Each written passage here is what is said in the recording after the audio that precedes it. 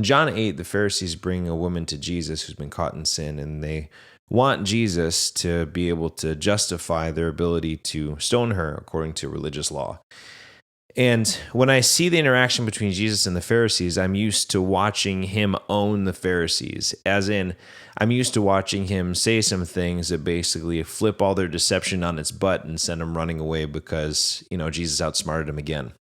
But when I was reading through John 8 this time, I realized that Jesus is doing so much more than just outsmarting the Pharisees. He's actually showing them mercy and grace.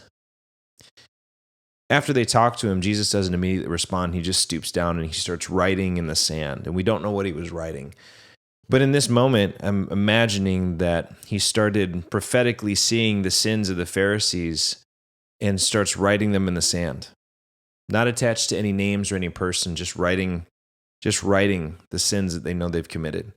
And as they're badgering him, I think some of them are looking down and watching what he's writing and realizing what they're writing.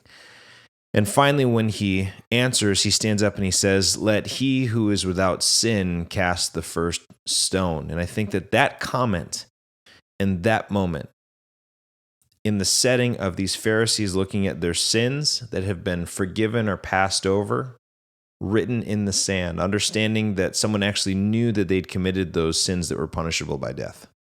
I think in that moment, what Jesus was saying is, if you set the standard of stoning everybody for a wrong or a sin that they've committed, then you've set that standard against yourself. And it's in that moment that I think that Jesus was actually extending kingdom mercy and kingdom grace to these Pharisees who wanted to crush people and kill people and destroy people whom God had made. And he's actually pausing them for a second and saying, you have access to continue to uphold this lower standard. But if you do, this lower standard will come back and destroy you. What I love about Jesus over and over is that in his interactions with the Pharisees, I for so long have just thought that he was just playing on the same field. But what I realize is that every time he stepped into a conversation, his perspective was always so much higher.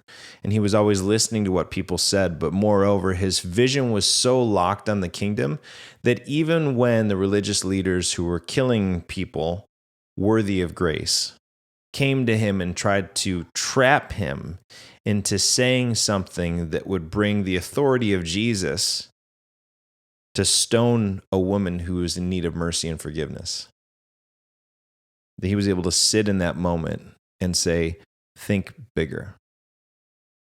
Jesus was the perpetuator of helping people to think higher kingdom thoughts.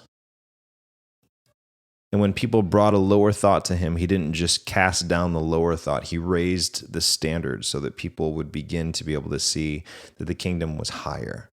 Because our struggle isn't against flesh and blood, ever. It's always against powers and principalities.